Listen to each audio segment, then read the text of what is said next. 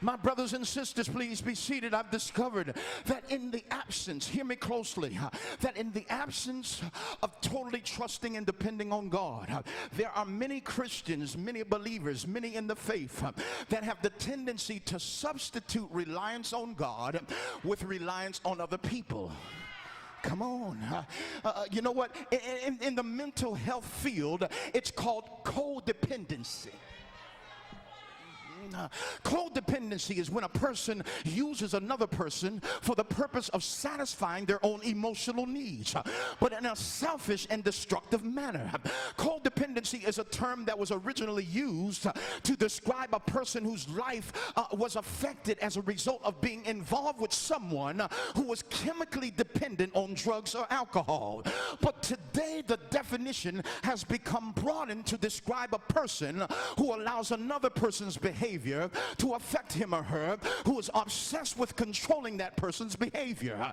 In other words, codependency can be defined as an addiction to the behaviors of people, of things. Oh, help me, Holy Ghost. It's when an individual tries to control their inner feelings by controlling people.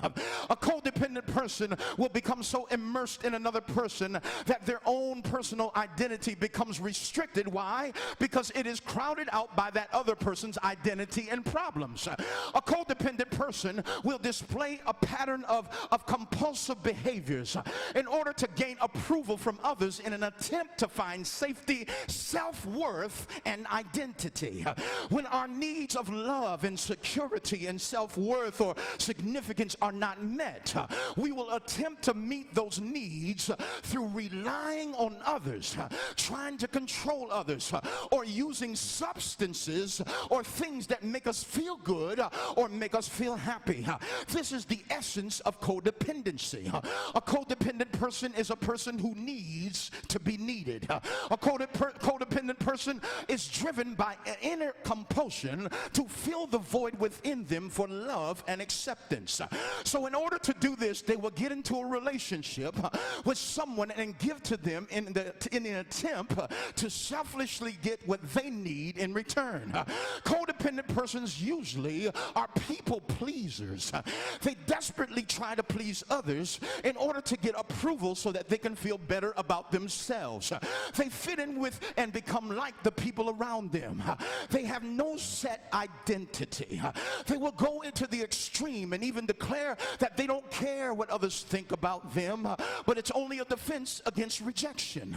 They have unresolved issues with their dysfunctional family in which they were raised as a child. Many times they come from families that struggled with alcoholism and drug addiction and workaholism or abuse. They have been emotionally abandoned. Someone close to them in their family may have died or was severely handicapped. Their parents may have had numerous partners or may have married and divorced several times. They may have even been adopted.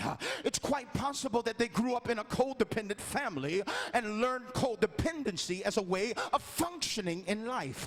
Codependency is a problem that propagates from generation to generation to generation. This is why children from alcoholic or abusive families most often marry someone with similar issues. Codependents are driven to accomplish and may become perfectionists as an attempt to compensate for their feelings of inadequacy. They normally have a hard time admitting they are wrong. They react strongly to criticism. They blame others for their feelings of rejection.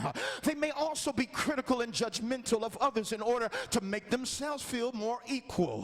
Whatever relationship they get in is based on conditional love and usually results in ongoing conflict typified by a series of arguments, fights, separations, and then making up again. Demands for love usually drives the other person away. Codependents have little to give emotionally to the person that they're involved with due to the fact that they are empty themselves.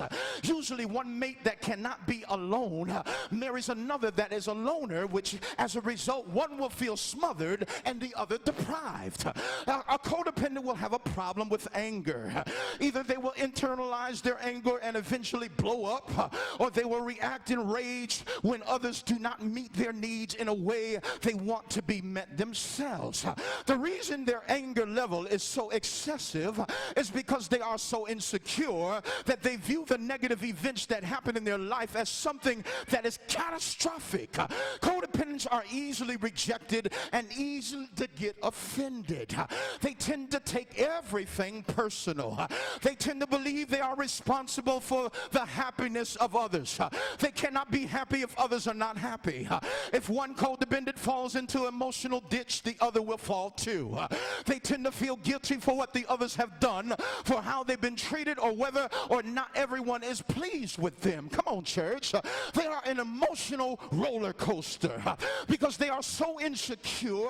Their emotions rise and fall according to the circumstances and what others say or do. Although they may suppress or cover up their feelings, they will usually admit that inside they continue to be in constant turmoil.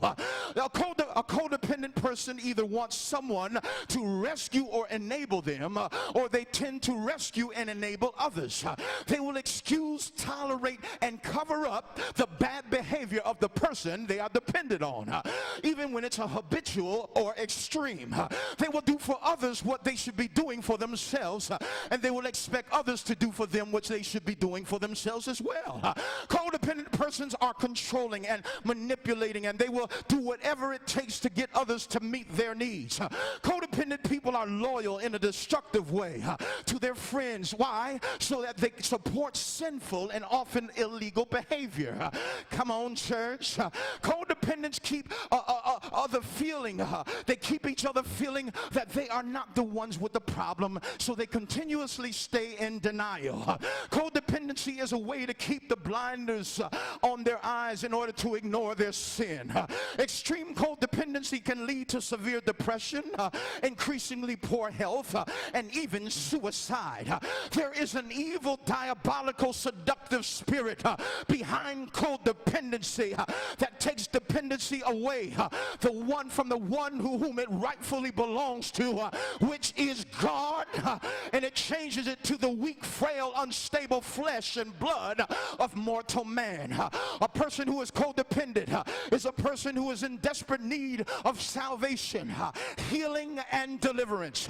And if you're bound by codependency today, it's time to break the ties that bind you.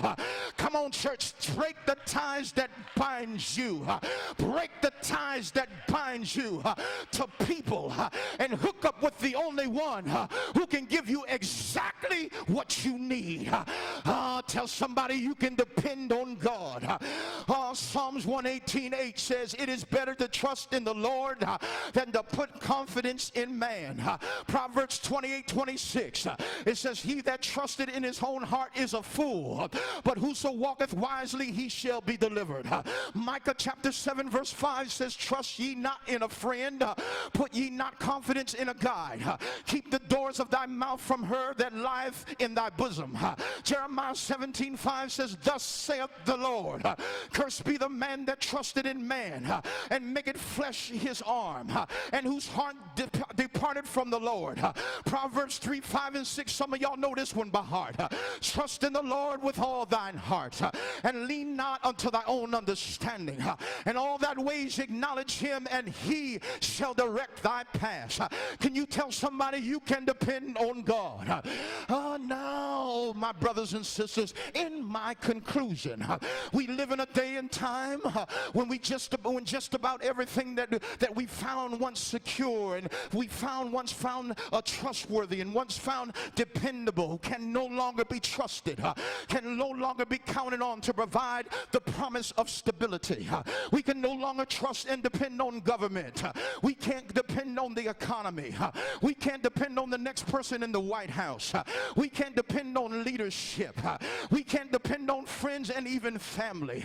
And sometimes when we come into church, we can't even depend on the church because many times in their frailty, they have a tendency to become weakened under pressure and let us down. But there's one thing you can depend on that will never ever let you down.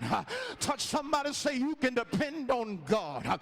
Whatever situation and circumstance that you find yourself in today, like David in the text, you can have absolute and undisturbed peace when you have confident trust and total reliance and dependency on God alone. Somebody say God alone. You can depend on God. No matter what situation comes your way, pull yourself together, regain your composure and your peace with God, and speak to yourself. Tell somebody, sometimes you got to encourage yourself. You got to remind yourself, like David, of who God is and what he's already done for you in your life and what he promised to do in his word. So like David in verse 5, you can cry out, my soul, wait thou only upon God, for my expectation is from him, for he only is my rock and my salvation. He is my defense, and I shall not be moved. And God is my salvation and my glory, the rock of my strength, and my refuge is in God. Touch somebody, say you can depend on God. Put your hands together and give God praise. For God is my refuge and strength, a very present help in the time of trouble. For some trust in chariots and some trust in horses, but we will remember the name of the Lord our God. For the name of the Lord is a strong tower, and the righteous runs into and is safe. Yet will I trust in God. I refuse to put my trust in man, because man will frustrate you, man will disappoint you, man will let you down. But I've decided to put my trust in God and in God only. I break the ties of codependency and I will trust in God alone. I don't know who this is for today, but I came to encourage you that you can depend on God. He won't let you down. He'll never disappoint you. He'll never forsake you.